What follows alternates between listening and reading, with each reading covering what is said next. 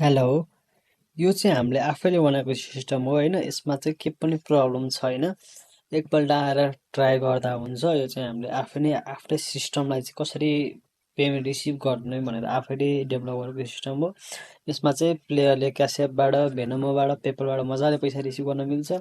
अनि हामीले पनि प्लेयरलाई मजाले आउट नै दिन मिल्छ। अनि त्यसपछि हाम्रो सिधै डाइरेक्ट बाइनेन्समा आउँछ। अनि हामीले चाहिँ तपाईँहरूले बाइनेन्सको एक्सचेन्ज चाहिँ हामीलाई कन्ट्याक्ट गरेर एनपिआरमा लिन सक्नुहुन्छ होइन।